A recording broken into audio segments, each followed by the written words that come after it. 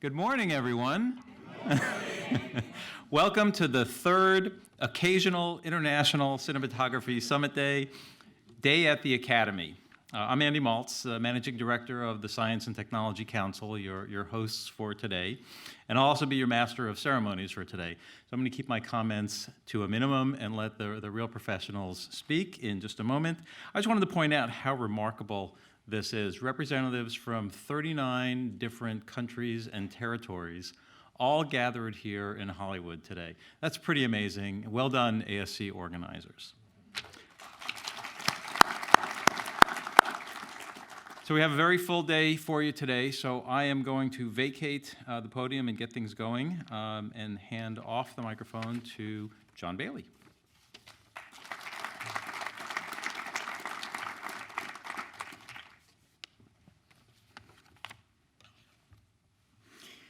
Good morning, everyone, my fellow cinematographers from here and around the world, and welcome to the Academy of Motion Picture Arts and Sciences Pickford Center. I greet you on behalf of my fellow Academy Cinematography branch members, our executive committee, and your host today, the Academy Sci-Tech Council. You're sitting in the Academy's Linwood Dunn Theater. Lynn was a dear friend of mine. He was not only a two-term past president of the ASC and an Academy governor in two separate branches, but he was a pioneer in motion picture visual effects technology.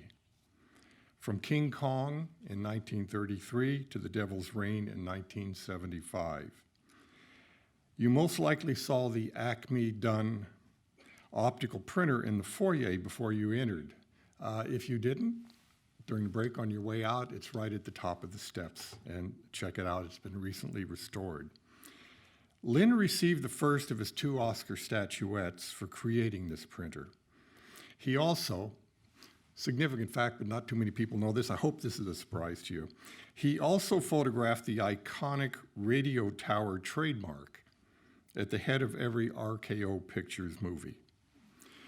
This very building, like the ASC Clubhouse, where you have been hosted this week, is steeped in Hollywood history. Along with Darren Okada and Mandy Walker, I'm an Academy governor in the Cinematographers branch. But more relevant to our work here today, I'm serving my 3rd year on the Academy Science and Technology Council. I'm also the first cinematographer to be elected Academy president by the 54 filmmakers of the Board of Governors.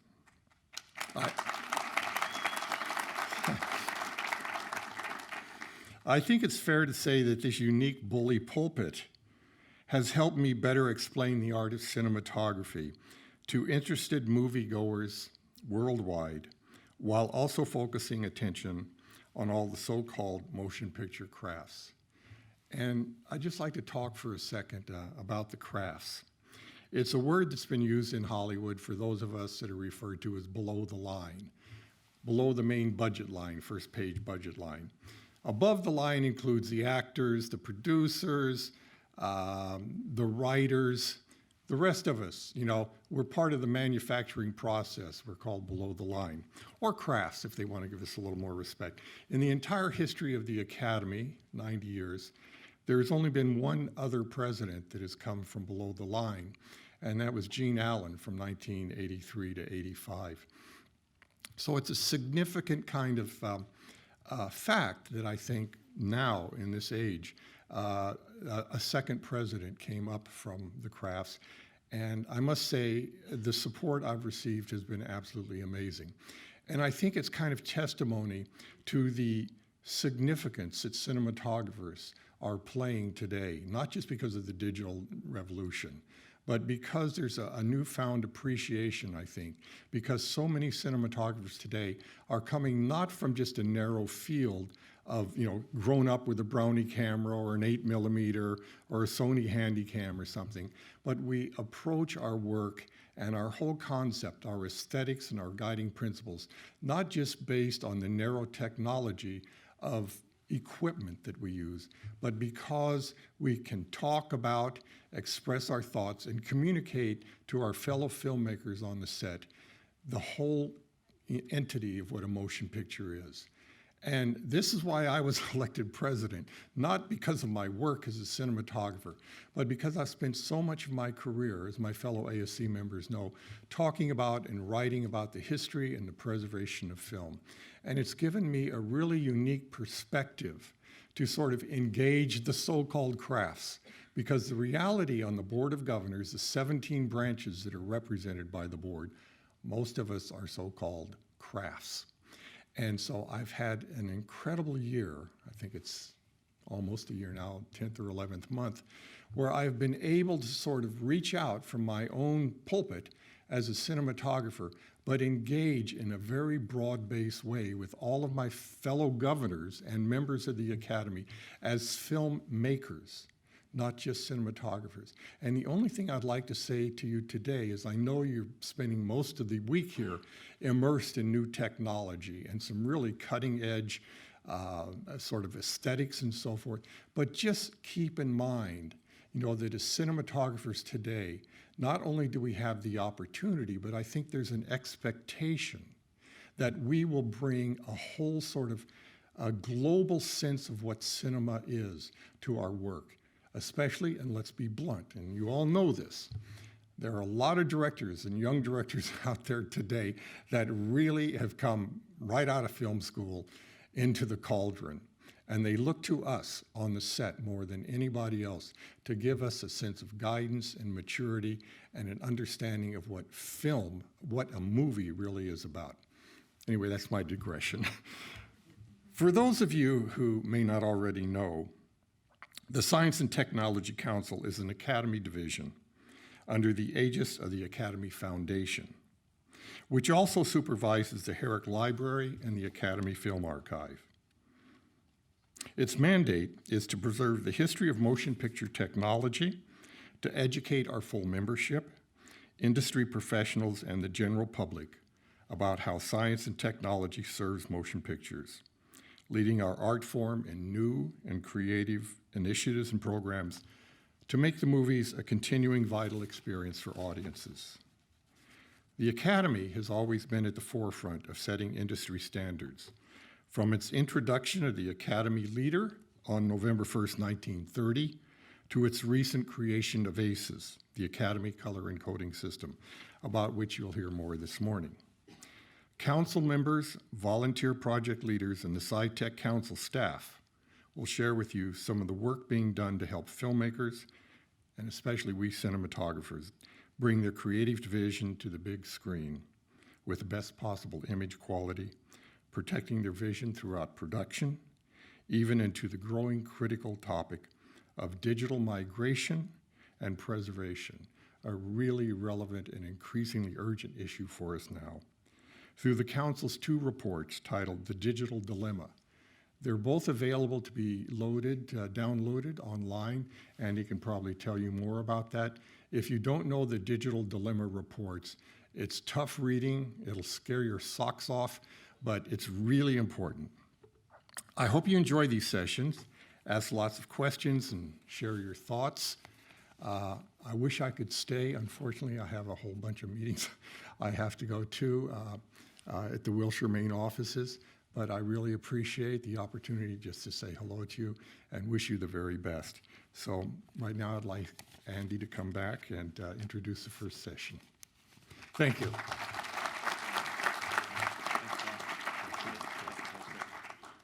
All right, thank you, John, for those inspiring words. And I'm going to bring back the slides here because, you know, technology sometimes has a mind of its own. There we go.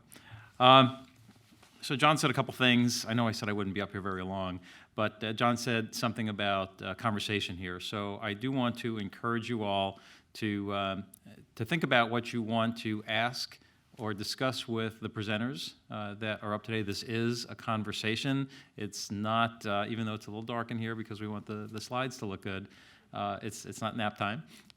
So please be engaged. And actually, speaking of the lights, is that Richard back there or Rose? Lauren, hi Lauren. Can you bring up the house lights a little bit? Because I just want to do a quick audience poll here. This is the attendee participation part of the program. So how many of you, is this your first visit to the Pickford Center as part of the Cinematography Summit or any other event? Okay, so we have a lot of return visitors. All right, so that means we're going to cover a little bit of background ground in some of these presentations to catch you up for those of you who have heard about some of this. So we're going to talk about ACES and, again, following up on John's comments about doing things for cinematographers, for the craftspeople. That is one of the things that ACES is all about. So just, again, a quick poll. How many of you have heard of ACES? All right, almost everybody, maybe everybody. How many of you have used ACES on a project? Okay, that's pretty good. How many of you think ACES is really complicated? All right, so that's fine. You know, no bashful. No, there's no reason to be bashful here. You're all amongst friends. So this group that's going to come up now is going to completely demystify everything about ACES for you and hopefully inspire you to demand ACES on your next project. And with that, I'd like to hand over the podium to Annie Chang, Vice President of Creative Technologies for Universal Pictures and the ACES Project Chair. Annie, you're welcome. Hello, everyone.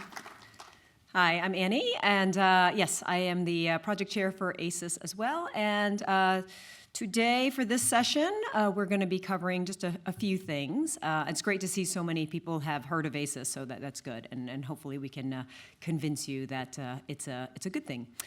So we're going to give you just a very quick background on ACES. We didn't want to go too far into the weeds of it, so if you do have questions afterwards, please feel free to grab any of us down here, because we're happy to talk to you this morning about more about ACES and go into more detail. I will also be giving you some updates on what has been going on with ACES. And then also the fun part of my session, which I'm really looking forward to, is a panel discussion on the real-world usage of ACES with Geoff Boyle and Andrew Shulkind. So that should be the fun part. So just bear with me for these first 5 minutes here, or first 10 minutes here, as we actually go through the other parts. So I'll give you some background right now. So first off, what is ACES, I should say. So this is sort of our normal speak here.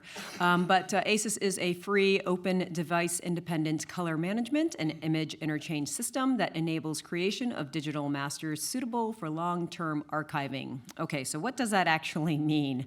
Well, first off, we figured it's easier to explain maybe what ACES is not. So it is not a software application that you download and then just run. It is not considered a workflow, although you will hear me sometimes mistakenly saying that. It is a framework, actually, for creation of your content. And ACES is not a look.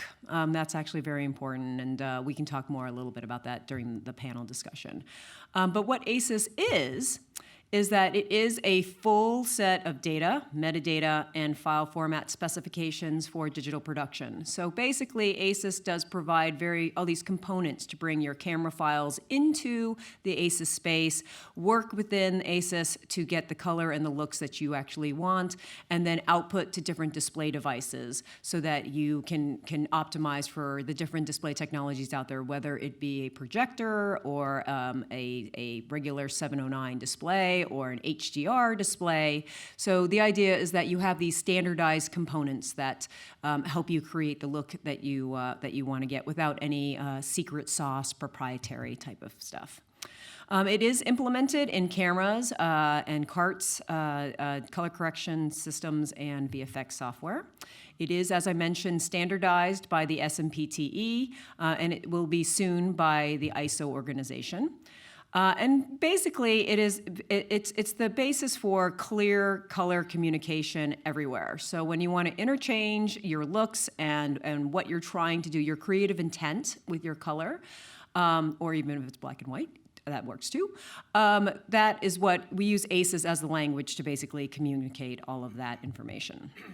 For cinematographers specifically, there are some benefits for ACES, and I just want to cover them just for your benefit. The key with ACES is that it does force questions to be asked at critical points in the pipeline. So these kind of questions are really about the color and how you're going to reproduce it on the different displays. So the idea here is those type of questions are: what type of looks are you using? What type of lookup tables or LUTs are you actually planning to use? Who's making the LUTs? Are they actually usable for all these different display devices, from high dynamic range all the way through down to your standard dynamic range? So these questions are actually really important, and a lot of times we sort of just forget to ask them ahead of time, and this is sort of the thing that ACES helps provide. It does maintain the maximum image fidelity, so we do actually have all the bits of information from your camera all the way through the process, which is really great, so that you can maintain the highest fidelity of your camera files through the entire process chain. We do like to say that it does reduce the pre-grade time, because this allows you to then have more time for your creativity, of course. And because of the ability of the output transforms that I was mentioning that allows you to optimize for those different display devices, we can enable high dynamic range and wide color gamut without committing to a specific secret sauce proprietary type of technology. It also provides a future-proof archive that's for the digital source master, which is important, and I'll talk a little bit about that in the update section. So if you want to find out more about ACES, you can go to ACESCentral.com. This is the best place to sign up, and this is where you can find out more information about ACES. If you have any questions, there's a lot of experts on there that are happy to help you, and then you can also see what we've been doing there for the latest news. That is ACESCentral.com. It is free, so feel free to just sign up. I see people taking pictures. That's fine. Take away there. But yes, just go to ACESCentral.com. If you sign up there, you can see all the great discussions that are going on over there. All right, so that's the ACES background. It was very, very fast, I know, and short. But like I said, we actually have several experts here that are happy to talk to you. I'll be here too as well, so feel free to just come grab me and just ask away your questions. And we do have time at the end of the session for more questions as well. So now let me give you some updates about what's been going on with ACES. So what we're going to cover are some of the output transforms that are coming out in mid-June. Just talk a little bit about this effort we have called ACESNext and our new leadership here. We'll talk about the delivery and archive standards that have just been published by SMPTE for the Digital Source Master, and then just two quick updates on something called the ACES Primer and the update on some of our new ACES product partners that have just signed on with us. All right, so just a quick update. So ACES 1.0 was released in 2015, and it gave us a great framework to basically start using. But then at the time, but before we actually released that, there actually were no commercially available HDR or high dynamic range displays at the time. So during that time, we did release this HDR starter pack that contained some transforms that we thought were usable by the industry, but there weren't any, for example, any digital cinema HDR output transforms because there was no projector at that point. Over the last few years, we've been working through with ACES 1.0, and we discovered that there were some holes, some missing transforms, basically, to use for the different display devices.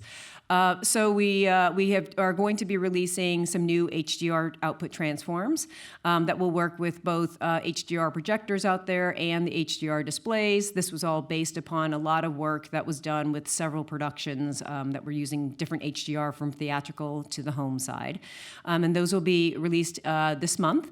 And they're going through beta testing right now. So if any of you are interested in getting your hands on these transforms, if you have a show and you actually need to put it out for a 4,000 nit Dolby Pulsar or a 1,000 nit HDR10 type of thing, I don't know if some of you may have heard those terms before, we do have those transforms available. Also, we found a few gaps with the standard dynamic range output transforms, using to give more capability for some more display white points. So those also will be released as well with the HDR transforms.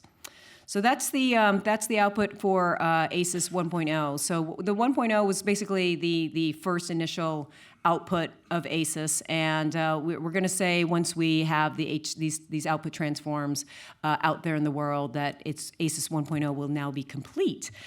So that means we're actually moving on to the new world of ACES called ACESNext. These are the leaders. There's me in the middle, but we also have Joachim Zell. He goes by JZ. He'll be presenting in just a little bit. He's one of my vice chairs, and then also a guy named Rod Bogart, formerly of HBO and Pixar. He's also one of my vice chairs as well. So we're the new ACES leadership. And we're basically here to enhance and extend ACES 1.0 because what we want to do is make it easier for people to use and provide all the functionality that a lot of people want and desire, and basically also it makes some improvements upon what we had seen with ACES 1.0 just in order to drive wider adoption. So what we ended up doing is we've been spending this time doing a listening tour over the last year, listening to different groups that have used ACES 1.0 to try and get some feedback. What did you like? What did you not like? We are starting to wind down that tour, and so for those of you who have used ACES, Jay-Z and I would be really happy to hear any of your feedback, both good and bad. With the process, because we're going to collate this information and create a list of all the items that we feel should actually be improved upon, and then we're going to post that list to ACES Central. So that's another reason for you to sign on to acescentral.com. But we'll put the findings, and then what we're going to do is we're actually going to start doing an open source-like development for ACESNext. So in the past, ACES had been very much a closed system. The Academy took care of a lot of the work, which in some parts were great because then many of us didn't have to worry about it.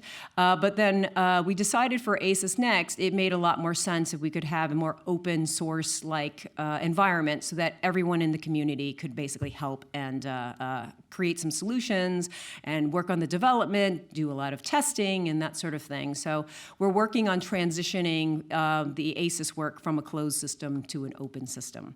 So that's what's going on for ACESNext. So then John Bailey had mentioned the digital dilemma. This is a copy of of one of the versions that were out there. Basically, the digital dilemma was published 10 years ago, and in it basically stated the fact that there was an issue that needed to be addressed.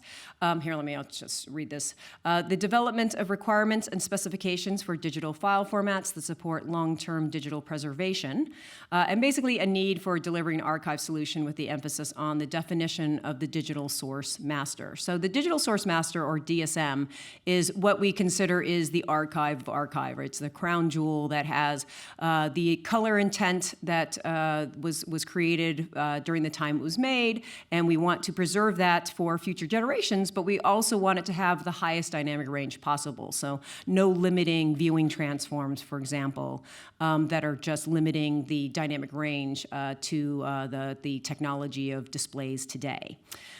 So I am happy to say that we do now have a solution for this digital source master.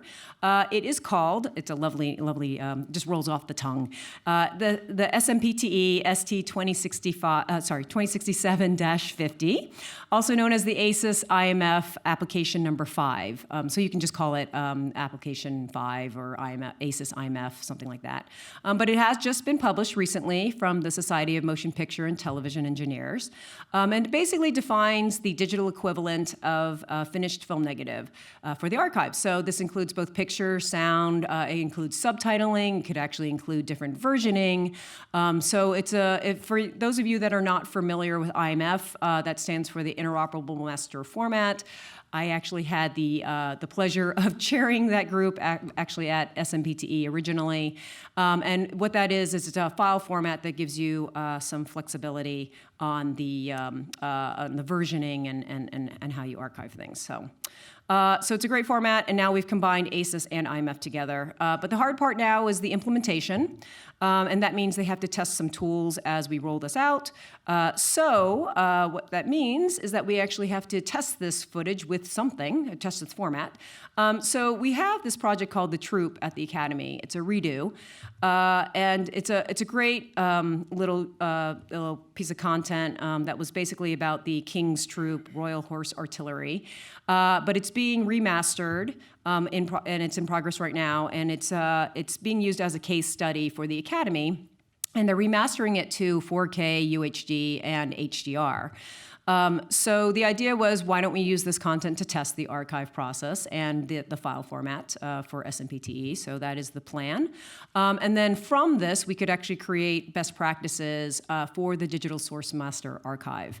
So that's sort of the plan. And the idea is, assuming you can recover your bits in 50 years or 100 years, you will know what the picture should look like, because the actual file format, the ACES IMF, is a standard, and you know it's documented, and you'll be able to recover those bits there. So the last thing to cover here is just some quick updates. We have the ACES primer, which has been kind of been a long process in doing, but it's a great document to explain how ACES is actually used, and to give you, for anyone that's not technical, a good basis on what ACES is. So that is actually going to be released this month and posted on acescentral.com. And then also just a quick note, the companies highlighted there in the gold on the product partner side there. Those are the latest product partners that have just joined the ACES logo program. So we're really happy to have them. But yeah, so that's basically the updates that we have. So if I could ask my two panelists to come on up here into the front here, we can actually start our little panel about the real world usage of ACES. Thank you.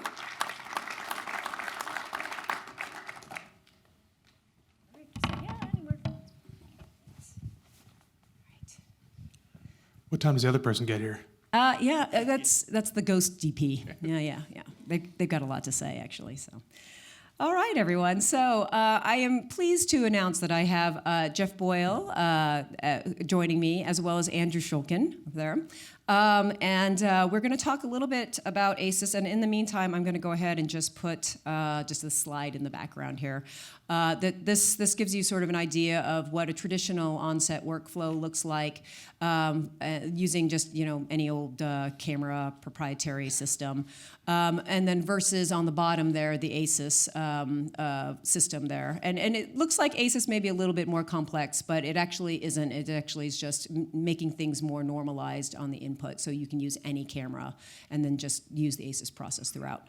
Anyway, so I know. So we know that obviously ACES. I'm sure you guys have all heard. A lot of Hollywood big blockbusters have used ACES, but I'm not sure if everyone is familiar with the fact that ACES obviously can be used on low budget productions and also on pretty much any type of content. And so thought maybe you guys could maybe talk a little bit about your experiences. Why don't we start with you, Geoff? I wanted to work with ACES on very low budget films, and the reason I was interested in ACES is that I realized in 2005, when I found myself screaming at a DIT, "They're my pictures." I think I mentioned something about sex and travel as well. It dawned on me that I had no control anymore. That when I started, I had printer lights.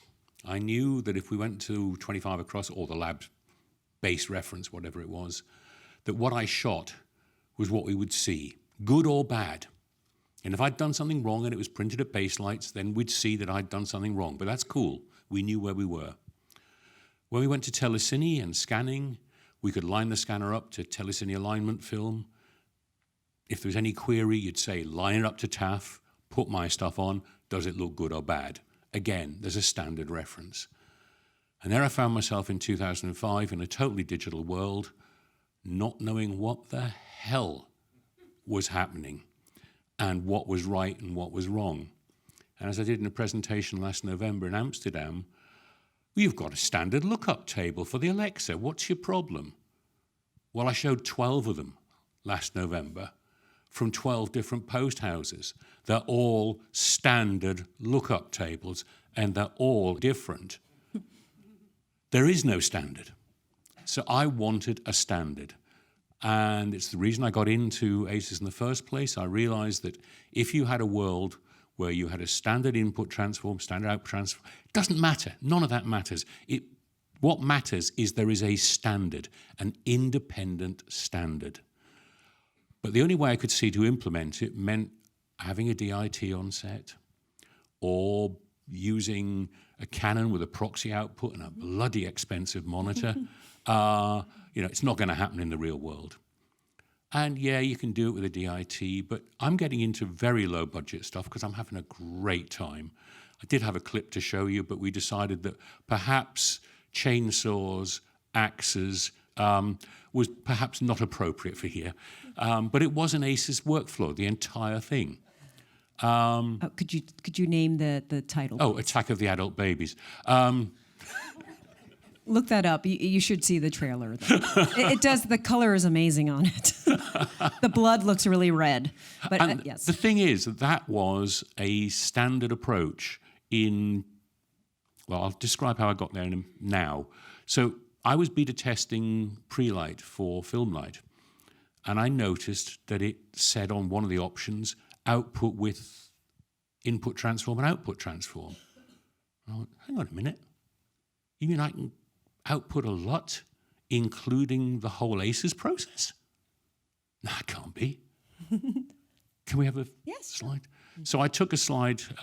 This is, we'll just go on to that. Yeah. So this came from some camera tests I did with the ACS in Australia. I have them from all the cameras. This was just taken because it's a good image to work with.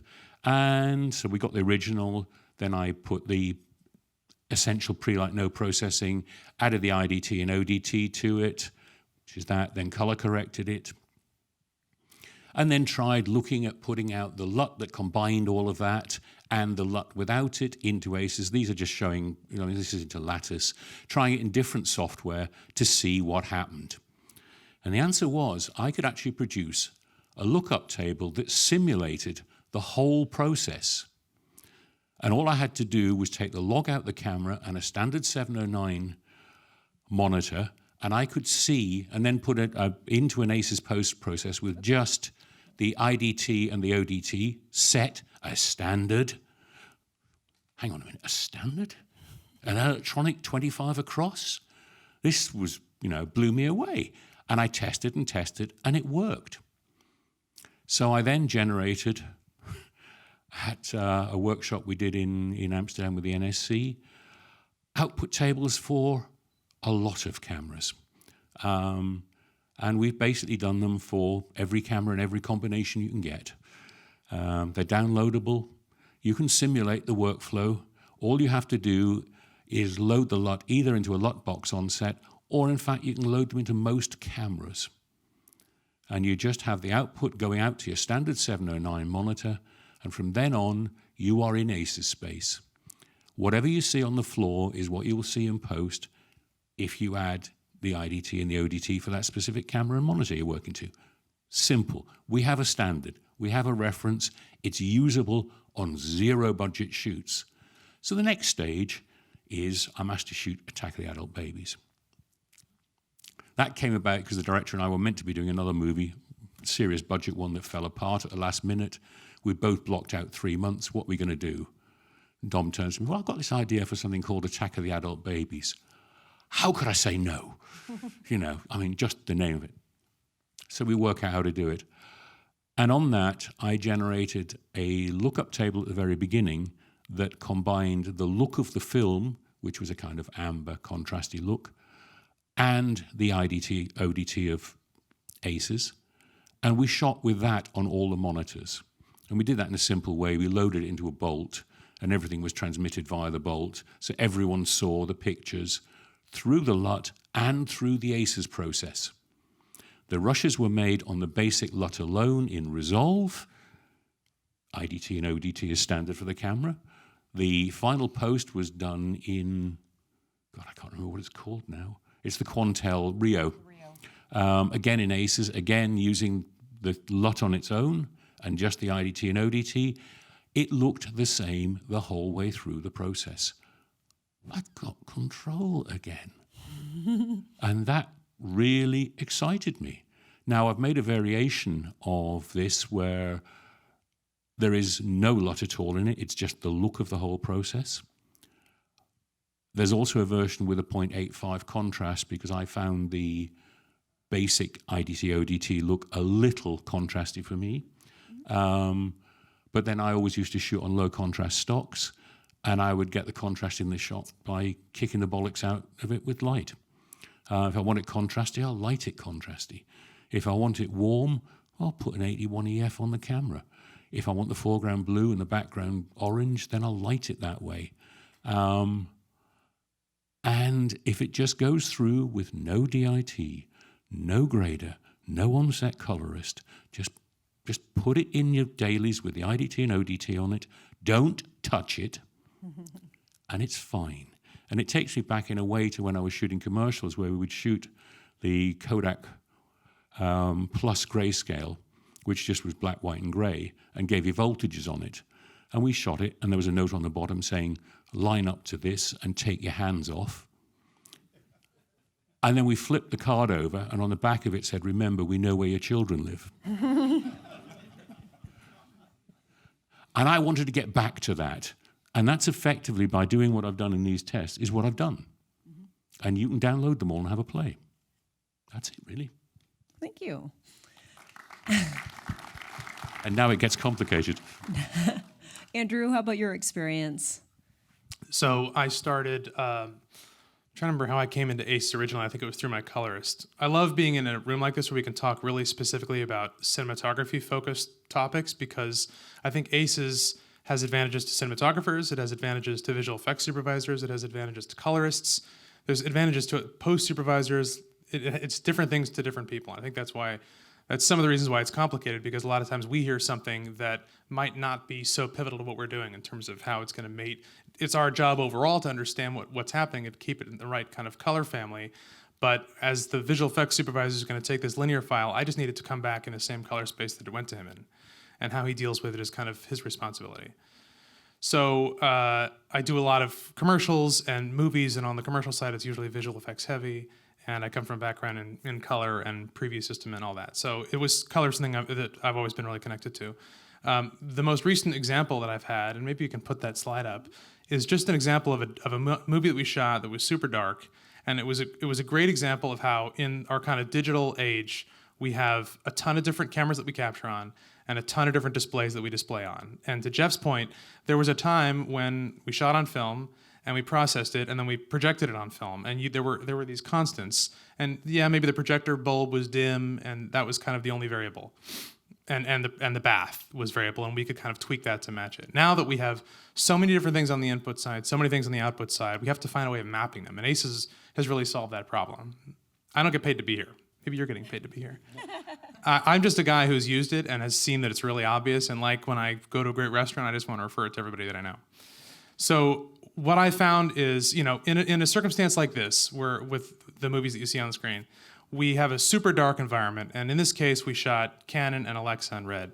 And we wanted to have as broad a range as possible. I knew that I wanted to use the sensitive end of the sensor. I knew that, with these cameras now, we can shoot at 3200 ISO and T1 lenses and shoot with the tiniest amount of light that we can create nuance and detail. And not because we didn't have money to do it. They were both sizable movies.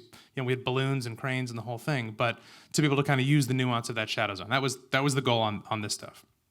So when doing that, obviously we weren't just using the toe end of the curve. We don't want to shoot with the bottom 2 or 3 stops. We shot an expanded range. But if you're shooting that expanded range on set, you're looking at a super lifted image, which isn't obviously what you want. So that was where ACES came in a really natural way on the last couple of movies. So it was about having a transform that we saw on the day, and then as it gets through the whole pipeline and we get into our final color, we're looking at a grade that crushes everything back down. It was something that we saw on the day when we shot 3 or 4 months earlier. In a movie we did called The Ritual that was really visual effects heavy, there was a creature, and the creature went off to one post house that was it was maybe in Denmark. And most of the post work happened in the UK. We colored in the UK, we shot in Romania, and so this is like in our global world, we're always kind of shooting and posting in different cities. And so we need a protocol to be able to communicate. And the amazing thing about ACES, and the reason why I keep coming back to it in different ways as it grows, is because it just gives you the biggest bucket possible. And one image that I think we don't have is showing color space and showing that there's Rec 709 and 2020 and all these different color spaces, both on the imaging side and even on the display side, sRGB and all the kind of displays that all of our stuff ends up getting displayed on. And ACES is a huge triangle. It's just the biggest bucket possible. So nothing bigger is out there. This is everything you want is inside that triangle. And that's kind of the easiest sell for ACES. So that's why when you're shooting a bright movie, a dark movie, something that you want to communicate that's going to end up on a screen. These last two movies are now on Netflix. Obviously watching, a super dark movie, I picked some of the darkest images here just so that you could see that even in a screen where there's light falling on the screen, or maybe I'm on my iPad on an airplane, you still need to know some minimum amount of shadow detail. There's a creature that at some points are trying to hide, so you don't want to see that, rigging. And we also had a bunch of visual effects. So we have markers and tracking points and stuff that all have to be keyable or all have to be identifiable. So ACES was sort of a natural choice, no matter how you look at it. Mm-hmm. Thanks. So you brought this up a little bit, so I just wanted to explore it a bit. And Andy had actually asked this question earlier about ACES being complicated. I mean, I think we've heard that, and we see some folks that actually think that's the case. Do you maybe have some feedback or some advice for the folks from a complication standpoint? It's as complicated as you want it to be. However, I would say there are people with vested interests who will try and make it more complicated, because the post houses who sell you their magic sauces and their special recipes have a vested interest in you not using ACES. Because using ACES, it's very easy to produce multiple outputs, and they can't charge as much. That's right. I think the biggest hang-up is people being confused about what it is. And I think that's because it's so versatile, because it's so many things. Here's the way that I use ACES. I say to my DAT, who usually is someone who's really just managing assets, I'll say, let's use ACES on this. We have a conversation with a post producer and the colorist, who I try to kind of get on board as early as possible. I say, let's use ACES. And the only time ACES ever comes up again is when I'm in Final Color and saying, is ACES clicked on? We look at this is the ACES, right? That's the only engagement I actually have to have with ACES. It requires the DIT to understand that he has to select ACES based on the IDT, based on the camera that we're using, and that everyone along the way is selecting the ODT. But here's an example of where ACES would have helped but didn't. In one of these movies, we had that conversation, let's do ACES. And Shed was on board, and everyone was on board. It was kind of the best case scenario. The cameras were all compliant, which all cameras are now, so that was pretty good. But the issue was that we had an editor with us on set. We were in Romania, up a mountain, hours outside of Bucharest. So it was not like a perfect scenario where we're on a studio and everyone has house power. So we're having to run, we basically set some rough looks. I said to the colorist, give me a night look, and we kind of went back and forth until we liked it. But give me a night exterior look with fire, a night interior look, a day interior look, it was sort of like some roughs, and I gave some profiles on not too much contrast, a lot of contrast, not too much saturation. I don't want anything clipping, but I want to see that good shadow detail. So I went in with like 6 of these different LUTs, and that stuff was applied. But because we had the editor with us, the dailies that were made, we were archiving footage that was going back to London to be archived, and that was going to be colored as they were starting on that process.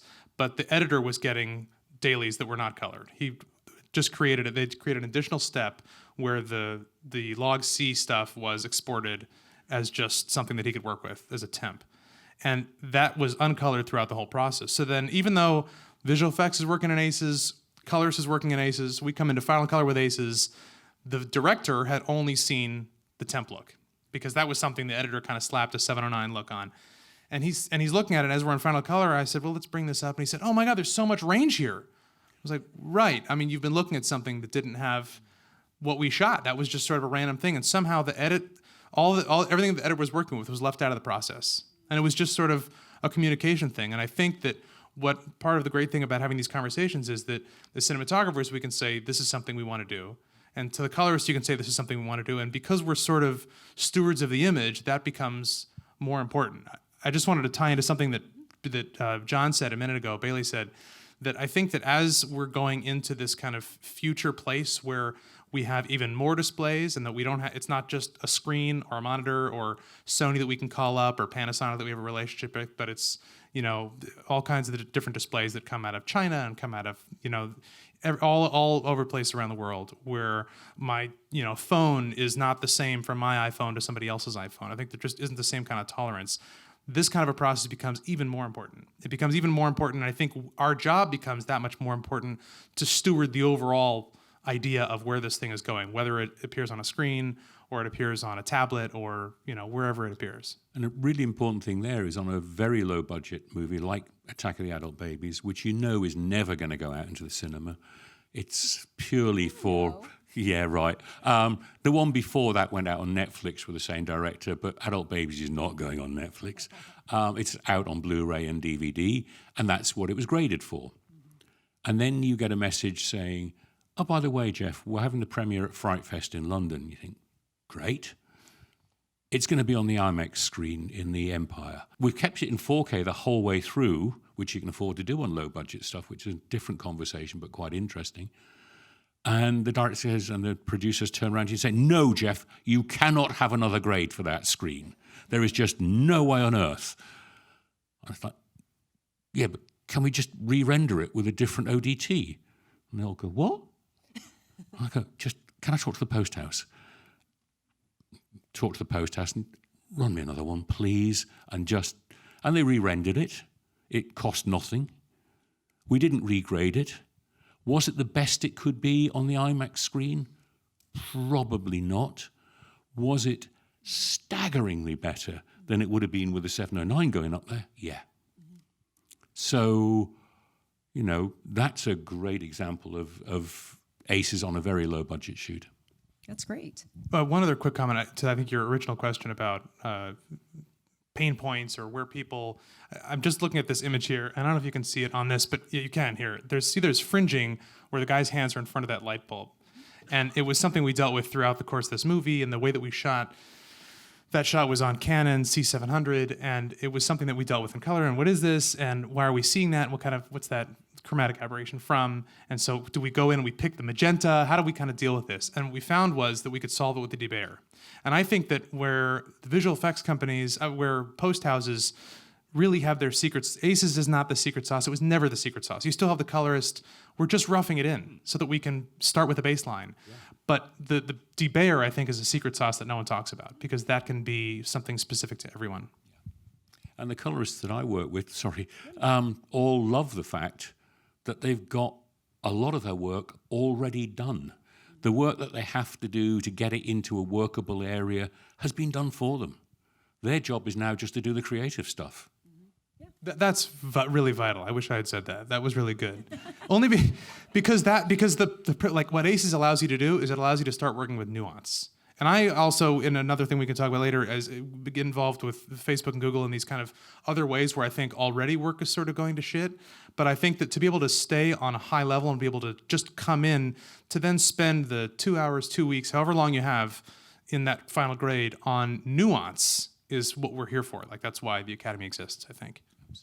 And it was interesting talking to both of you because I feel like you have a range of experience with ACES. And I mean, Geoff, you're very, you get really down into the weeds and you're making all these LUTs and everything. But then Andrew, you were mentioning hey, you just want to know that, you just know some basic things about it and you don't get down into the weeds about it. So I thought it was actually very interesting about the way you guys approach ACES. And the fact that you don't have to know, you don't have to be a color scientist or be an Alex Forsyth to basically be able to do all this.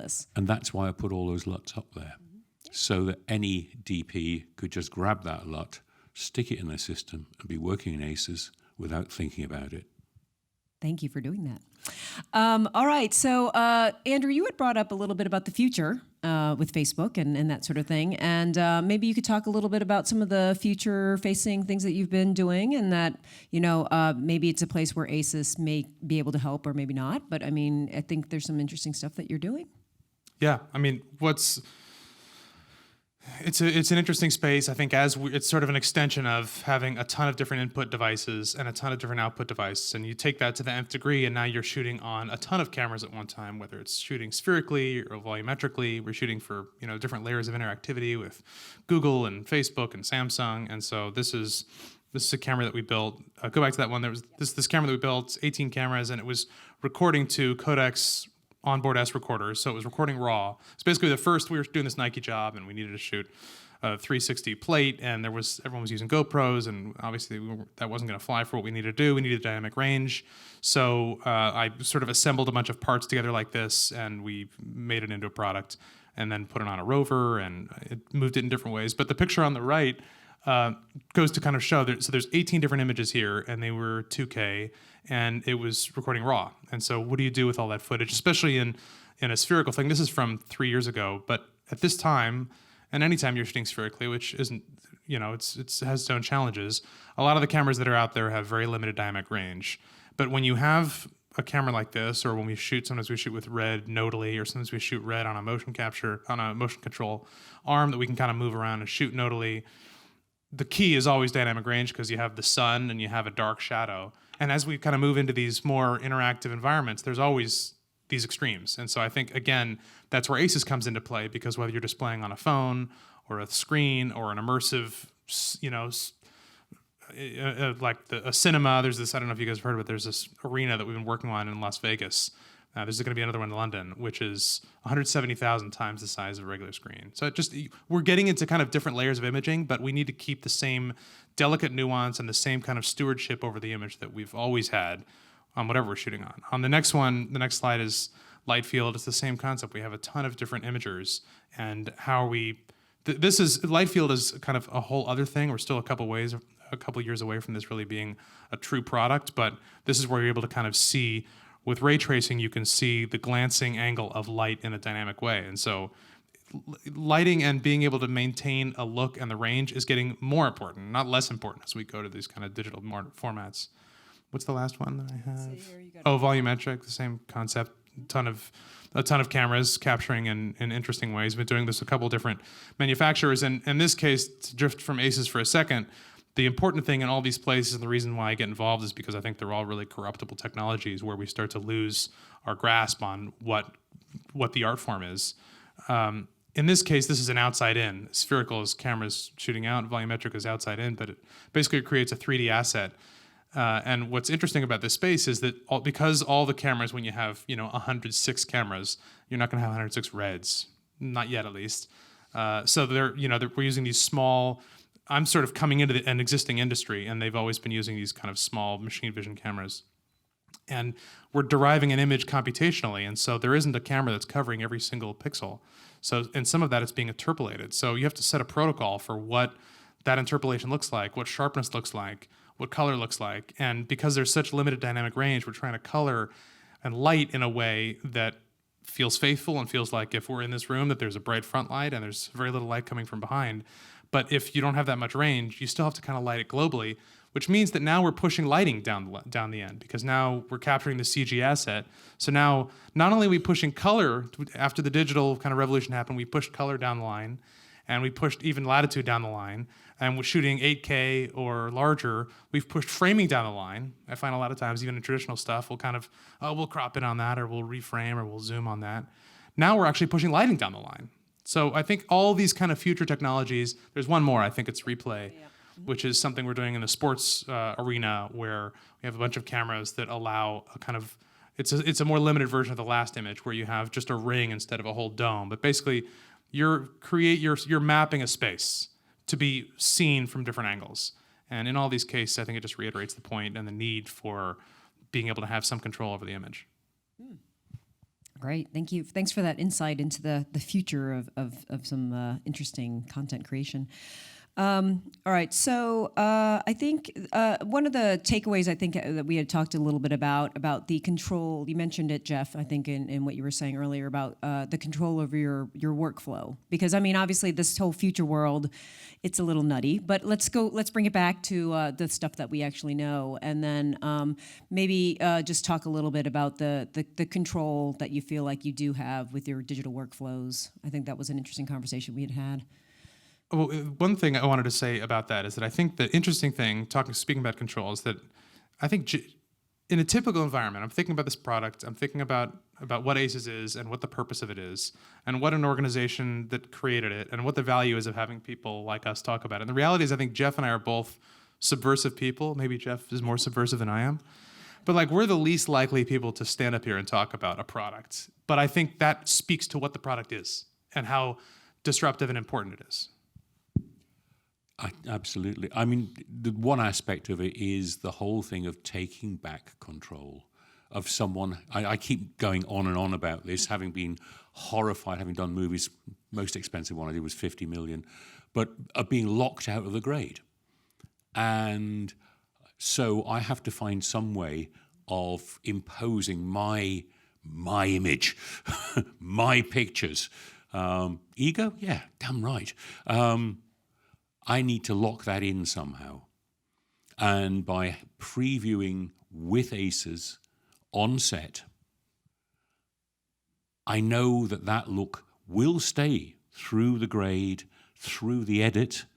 And once you've got the director and producer locked into a look in the grade, in the edit, they'll take it into the grade with them. They won't fight you. And for me, that's really important. Yeah, I think the idea of not being there is really important. Whether it's on a movie, I do a lot of commercials, and I've used ACES on a bunch of commercials whenever possible. We're always using ACES, and I'm rarely in the grade. Not even because I'm not there or it's in another country. Sometimes that's true, but in general, it's like a place for everyone to sit back and kind of hang out. The agency gets to come to LA for a couple of days and hang out at Company 3, and it's one of these things where it's a cultural thing. And so I think that being able to at least have a reference point. I think that the other thing is that what ACES is great about is setting a baseline. So if you have a new colorist, or if you have someone that's in another country that you're not able to communicate with, it's a way of being able to kind of set a bar. Yep. Absolutely. Great. Can we turn on the house lights? Because we can open it up for questions now. And we have some folks running around with some microphones. So if you have any questions for our wonderful panel up here. I'm just going to repeat, it's 25 across.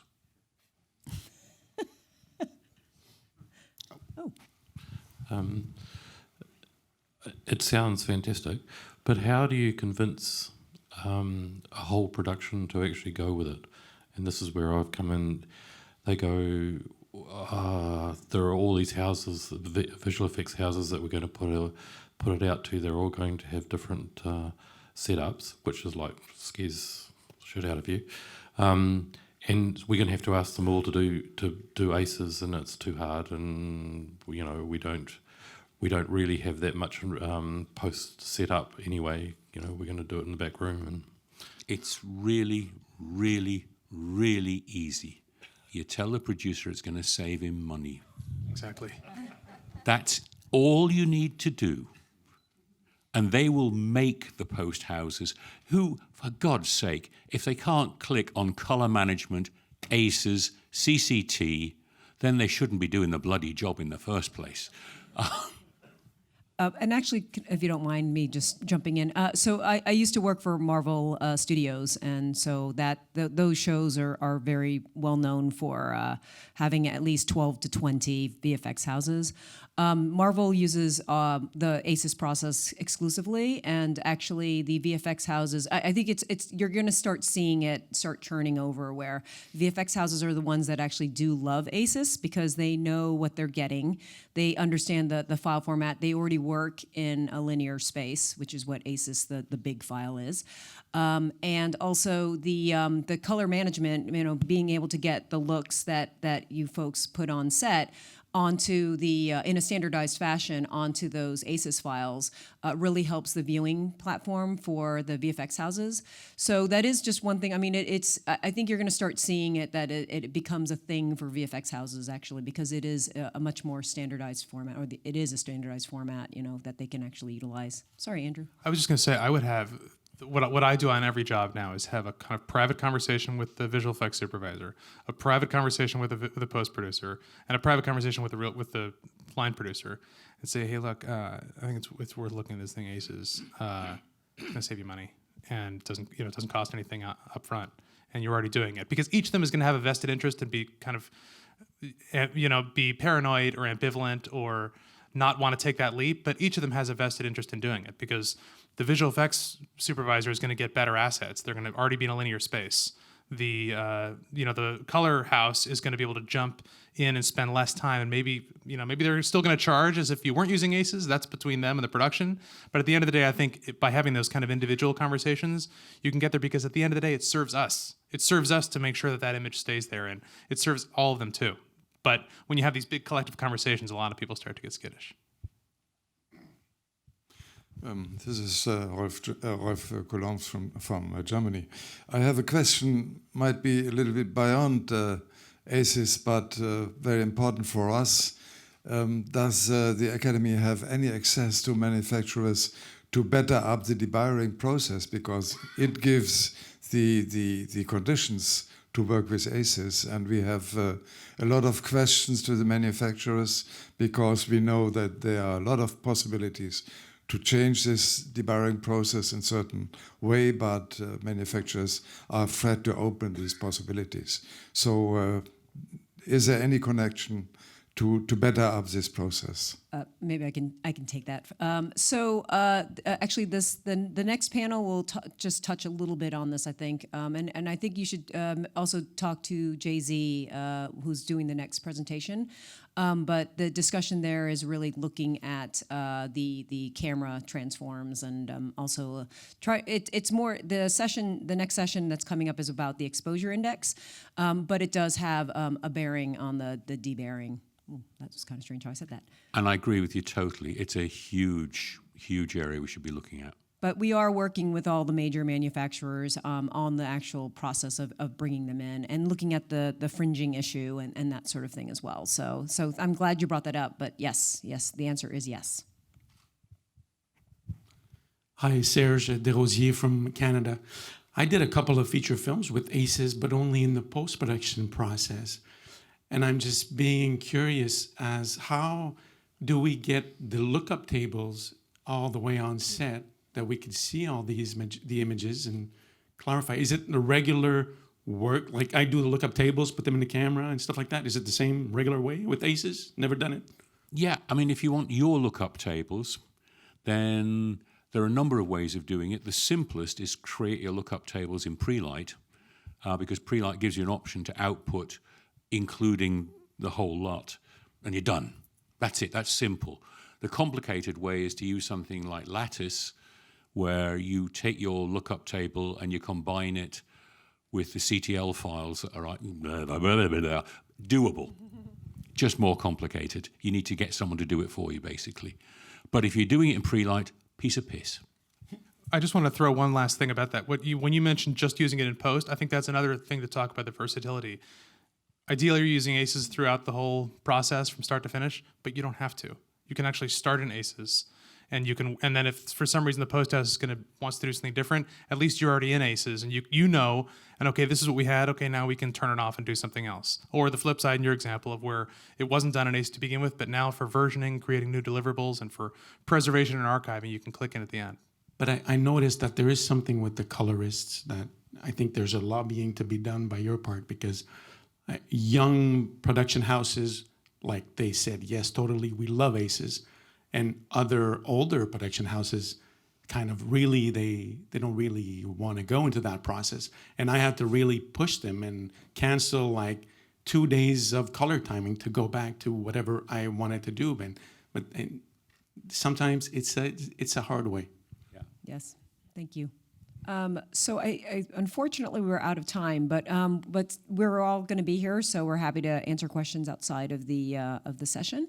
Andy, I think we're going to flip this back to Andy Maltz. If you think about this in terms of ACES is replacing the standards we lost when we moved away from film. Right? When we had film, you didn't think about how to make the negative. Kodak, Fujifilm, Agfa, they had that down. And there were standards, even de facto standards around that. You didn't think about what ingredients and what was the recipe for the soup at the labs. Right? Deluxe, Technicolor, Photochem, Metricolor, if you go way back when. They handled that for you. You got to focus on getting good pictures, all right? So we're in this transition now, hopefully closer to the end of the transition than the beginning of the transition, to put in a standardized digital motion picture imaging infrastructure that is the digital version of what we had with film. And then once that's all done, you can just go back to getting beautiful images, into the camera, onto the discs, up on the screen, and we need your help to get there.